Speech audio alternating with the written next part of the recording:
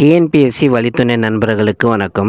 இது ஒரு current affairs video. இந்த வீடியோவில் நம்ம எதை பற்றி பார்க்க போகிறோம்னா, ஒரு ரிவர் லிங்கிங் ஸ்கீமை பற்றி தான் பார்க்க போகிறோம். இதுக்கு முன்னாடி ஒரு ஸ்கீம் நம்ம ஆல்ரெடி கரண்ட் அஃபேர்ஸ் எப்படி ப்ரிப்பேர் பண்ணுறதுன்ற வீடியோவில் சொல்லியிருப்போம்.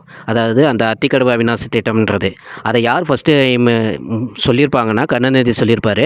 அதே மாதிரி இந்த திட்டத்தையும் கருணாநிதி அவர்கள் தான் சொல்லியிருக்காங்க. இந்த திட்டத்தை தொடங்கி வைத்தவர் நம்ம முதலமைச்சர் அவர்கள் தான்.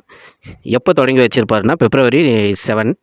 எந்தெந்த ரிவர்னா தாமிரபரணி, கர்மிணியாறு, நம்பியாறுன்ற இந்த 3 ரிவரையும் இணைக்கிறது தான் இந்த திட்டம்.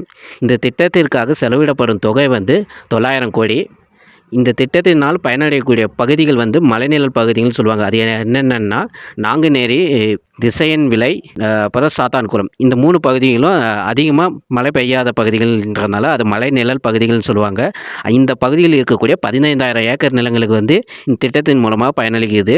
முக்கியமாக இந்த திட்டம் எதுக்காக போடப்பட்டதுன்னா, தமிழ்நாட்டில் இருக்கக்கூடிய வறண்ட நில பகுதிகளை குறைக்கிறதுக்காக தான் இது செஞ்சுருப்பாங்க.